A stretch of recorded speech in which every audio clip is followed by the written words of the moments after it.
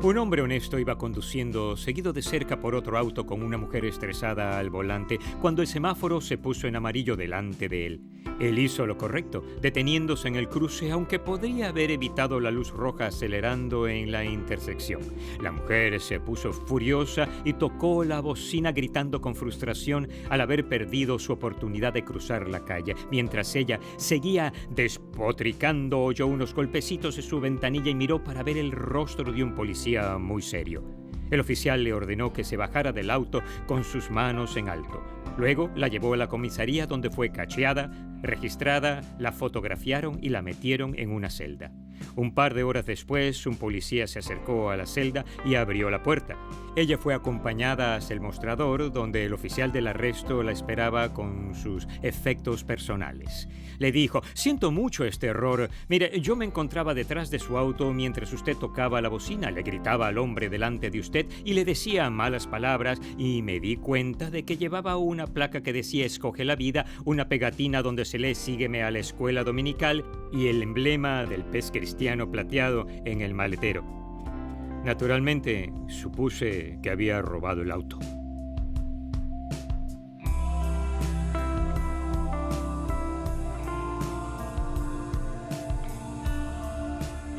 Hay algo sobre la impaciencia y ser como Jesús, ser un cristiano, que no encaja. Cuando leemos una historia tras otra en la Biblia, vemos lo paciente que Dios era con el pueblo. Cuando vuelves a pensar en la historia de tu vida, estoy seguro de que descubres la increíble paciencia que Él tiene contigo. Yo lo he hecho. De modo que si queremos ser como Jesús, tenemos que entender esto de la paciencia. Aquí está la pregunta clave para hoy. ¿Cómo proporciona Dios la ayuda que necesito para manejar el estrés? Dios tiene la visión de que seamos pacientes, y esto puede lograrse en Jesucristo. Aunque la paciencia podría parecer inconveniente para alguien furioso, al final, ser una persona paciente desde adentro hacia afuera conduce a una vida mejor. Escuchemos lo que la Biblia dice en el versículo clave de la semana. Proverbios capítulo 14, versículo 29. El que es paciente muestra gran discernimiento. El que es agresivo muestra mucha insensatez. Este es un versículo que te aliento a memorizar para recordarlo esas veces en que tu paciencia se agota. ¿Has visto alguna vez a alguien, no a un niño, sino a un hombre o una mujer, teniendo un arrebato total? Quizás perdieran su vuelo o les cobraron incorrectamente en el mercado. Lo he visto en más de una ocasión, y lo que observo cómo esas personas creen que son superiores y tienen la razón. Nosotros nos quedamos ahí pensando: «Madre mía, vaya lunático». El escritor afirma: esta persona muestra mucha insensatez. Cuando leemos las Escrituras de principio a fin, sabemos cómo se comporta una persona sabia. Es algo así. Esta es la idea clave de hoy. Soy lento para la ira y soporto con paciencia bajo las inevitables presiones de la vida.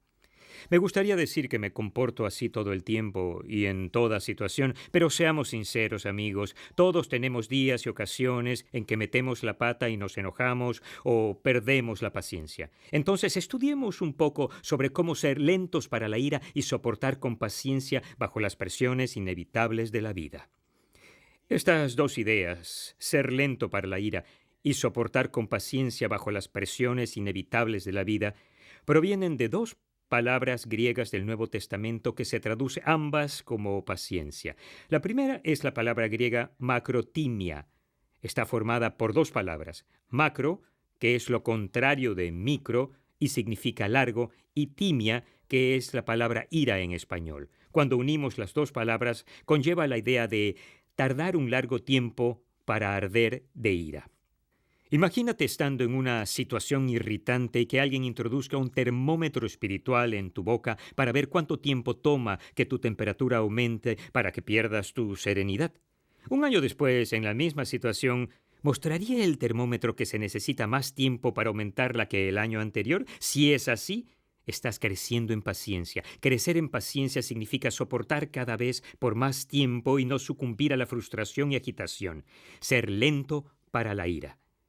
La otra palabra del Nuevo Testamento para paciencia es también una palabra compuesta. El término en griego es hipomoné. Hipo significa bajo y moné significa permanecer. Esta virtud nos alienta a aprender a permanecer bajo. las presiones inevitables de la vida. A menudo se traduce como perseverancia. Podemos imaginar esta presión como una bolsa pesada que llevamos a la espalda. Ser paciente significa que seguimos llevando la bolsa pesada en la espalda sin encorvarnos nunca ante su presión. Ciertamente hay presiones autoimpuestas que deberíamos evitar por completo, comprometernos en exceso a quehaceres, extralimitarnos los recursos o involucrarnos en situaciones comprometedoras. Están las situaciones que se encuentran fuera de nuestro control: enfermedades, un cónyuge que atraviesa un periodo oscuro o difícil, un hijo que nace con defectos de nacimiento, accidentes que se llevan la vida de un ser querido. En tales situaciones podríamos ser capaces de aliviar la presión haciendo lo equivocado, volvernos adictos a medicamentos para aliviar el dolor, divorciarnos o buscar venganza. Dios nos alienta a permanecer bajo la presión en esa situación porque es lo que tenemos que hacer. Él puede darnos los recursos y la motivación para avanzar lentamente hacia el cambio en medio de las circunstancias. Lo fundamental es que aunque el escape pueda parecer la solución más rápida, Dios quiere ofrecernos la solución mejor para cada uno dentro de las circunstancias inevitables. Y si somos dirigidos a marcharnos, entonces Él debe ser quien lo diga. Juntas, macrotimia e hipomoné forman una potente definición para la paciencia bíblica. Dilo conmigo de nuevo. Soy lento para la ira y soporto con paciencia bajo las inevitables presiones de la vida. Al hojear las páginas de las Escrituras, encontramos que David proporciona un ejemplo inspirador para nosotros.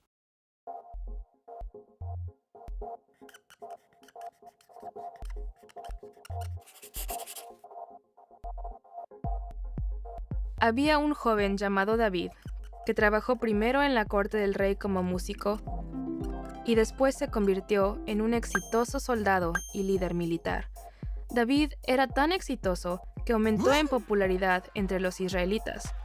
El primer rey de Israel, Saúl, sintió tantos celos de la popularidad de David que durante varios años intentó capturarlo y matarlo, aunque su propio hijo era el mejor amigo de David. Así que David se convirtió en un fugitivo, huyendo de Israel para ocultarse de Saúl. Saúl tomó 3,000 hombres de Israel para perseguir a David. Durante su búsqueda, él llegó a una cueva y entró en ella para hacer sus necesidades. Saúl no tenía idea de que David y sus hombres estaban escondidos dentro de la cueva. Los hombres de David lo alentaron a acercarse con cuidado a Saúl y matarlo. Por lo tanto, David se acercó a él sin que se diera cuenta y cortó uno de los extremos de su manto. Sin embargo, de inmediato se sintió culpable por lo que hizo. Seguía honrando el hecho de que Dios había escogido a Saúl para ser el rey. De modo que regresó hasta donde se hallaban sus hombres, dentro de la cueva, y les dijo que no le hicieran daño a Saúl. Más tarde, Saúl salió sin darse cuenta de lo que había sucedido. David siguió a Saúl hasta el exterior de la cueva y gritó: «¡Majestad! ¡Majestad!». Cuando Saúl se volvió, David se inclinó con su rostro en tierra. David le dijo a Saúl: «¿Por qué hace caso su majestad a los que dicen que yo quiero hacerle daño? Usted podrá ver con sus propios ojos que hoy mismo, en esta cueva, el Señor lo había entregado en mis manos. Mis hombres me incitaban a que lo matara, pero yo respeté su vida y dije: no puedo alzar la mano contra el rey, porque es el ungido del Señor». David le mostró a Saúl el pedazo de manto que había cortado, probando que había tenido la oportunidad de matarlo, pero no lo hizo. Saúl comenzó a llorar. «Has actuado mejor que yo», continuó Saúl, «pero yo te he maltratado. Que el Señor te recompense por lo bien que me has tratado hoy. Júrame entonces, por el Señor, que no exterminarás mi descendencia, ni borrarás el nombre de mi familia». David le hizo su juramento a Saúl. Entonces Saúl y sus hombres no les hicieron daño a David y su gente. Sin embargo, cuando regresó a su casa, los celos de Saúl comenzaron a aumentar una vez más. Por lo tanto, se propuso de nuevo encontrar a David. Esta vez, Saúl y sus hombres establecieron el campamento no muy lejos de donde David y sus hombres se hallaban escondidos. Mientras Saúl y sus hombres dormían en la noche, David y uno de los suyos se acercaron al campamento. Cuando vieron la lanza de Saúl clavada en la tierra cerca de su cabeza mientras dormía, el sirviente de David le rogó que le permitiera entrar en el campamento y usar la propia lanza de Saúl para matarlo. No obstante, una vez más, David se negó a matar a Saúl. Él dijo: «Tan cierto como que el Señor vive, que él mismo lo herirá, o le llegará la hora de morir, o caerá en batalla. En cuanto a mí, que el Señor me libre de alzar la mano contra su ungido». En cambio, David y su sirviente entraron a hurtadillas en el campamento y robaron la lanza y una jarra de agua para demostrar que David había tenido otra oportunidad de matar a Saúl, pero no lo había hecho. Cuando Saúl se dio cuenta de lo que había sucedido, sus hombres y él determinaron dejar tranquilo a David y no hacerle daño. David una vez más mostró una gran paciencia, confiando en que su futuro estaba en las manos de Dios. Recordarás que Dios hizo que el profeta Samuel ungiera a David para ser el siguiente rey de Israel cuando tenía solo 16 años, pero él no estaba preparado para la tarea aún. Tenía que pasar por el campamento bajo la dirección de Dios. Durante un periodo de 14 años, David fue perseguido por el monarca reinante, el rey Saúl. Dios usó la maldad en el corazón de Saúl para edificar la virtud de la paciencia en David, una virtud que es necesaria para dirigir a las personas. ¿Por qué hizo eso Dios? Santiago, el hermano de Jesús, escribió en Santiago capítulo 1, versículos 1 al 4. Hermanos míos, considérense muy dichosos cuando tengan que enfrentarse con diversas pruebas, pues ya saben que la prueba de su fe produce constancia. Y la constancia debe llevar a feliz término la obra, para que sean perfectos e íntegros sin que les falte nada. Los tiempos difíciles edifican la paciencia. David era un fugitivo que huía. En una ocasión en particular, la cual se narra en 1 de Samuel 24, el rey Saúl descubre que está oculto en el desierto de Engadí. Escucha esto. Él reúne a 3,000 soldados para perseguir a una sola persona. Eso se llama obsesión, ¿no crees? Al estar allí, Saúl entró en una cueva para ir al baño.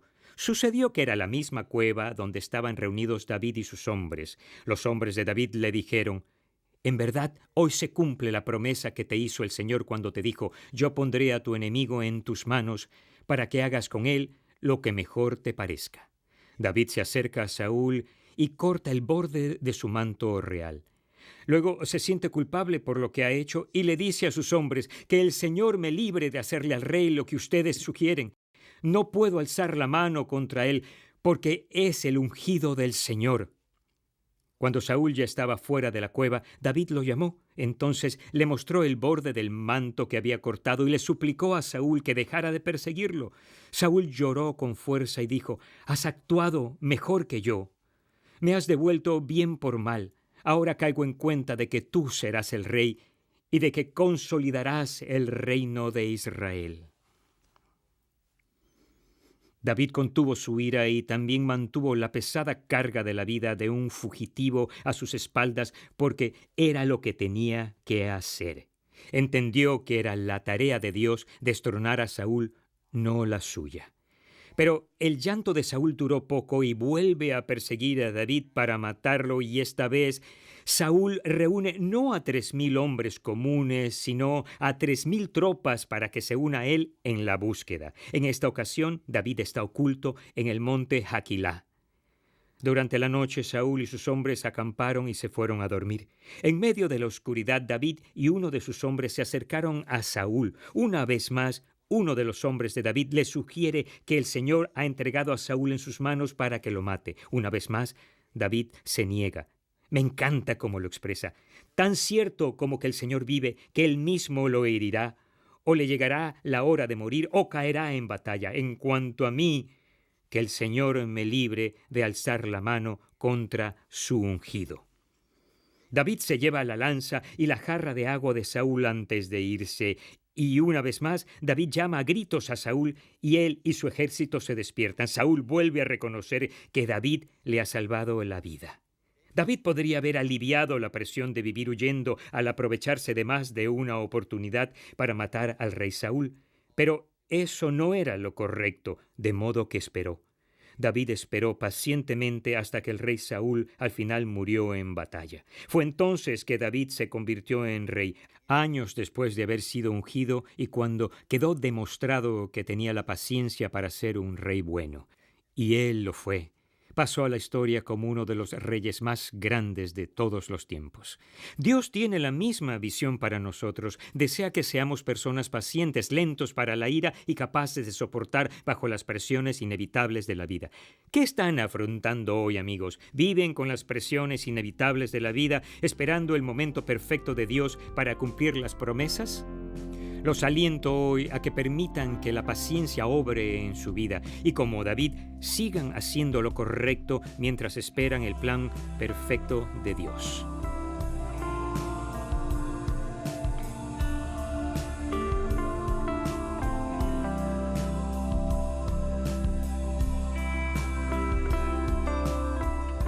A medida que aprendes a desarrollar la virtud de la paciencia en tu vida, me gustaría que consideraras 3 principios prácticos para guiarte en tu viaje.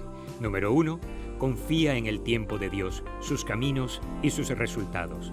Eso es lo que hizo David y al final recibió la máxima bendición. Número 2, no permitas que las cosas sin importancia te inquieten demasiado. Los cambistas que contaminaban el templo de Dios molestaron a Jesús.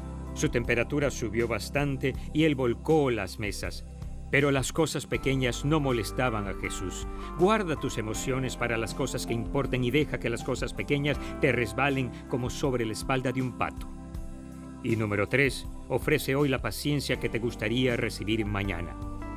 Había una vez un hombre que se ocupaba de su madre anciana. Estaba casado y tenía 3 hijos. Se reunían a diario para cenar y cada uno se sentaba a la mesa. Cada noche su frágil madre hacía algo que lo irritaba por completo. Tiraba su vaso, se le caía la comida al piso, no agarraba bien un plato cuando se lo pasaba a otro. Una noche el hombre perdió la paciencia y le gritó a su mamá diciéndole que ahora tendría que sentarse en una mesa aparte y comer sola. En efecto, a la noche siguiente él preparó una mesa aparte e hizo que su mamá se sentara allí para cenar ella sola. Su hijo pequeño le preguntó: «Papá, ¿sientas a la abuela sola porque ella derrama cosas, deja caer la comida al piso y rompe los platos?» «Sí, hijo. ¿Por qué lo preguntas?» El hijo respondió: «Tan solo quería saber cómo debemos tratarte cuando seas anciano y vivas con nosotros. Ofrece la paciencia hoy que te gustaría recibir mañana». Qué estupenda serían nuestras vidas si en verdad llegáramos a ser personas pacientes. ¿Sabes qué? En Cristo puede ser así. Mientras tanto, quizás debamos quitar algunas de las pegatinas cristianas que llevamos en el auto.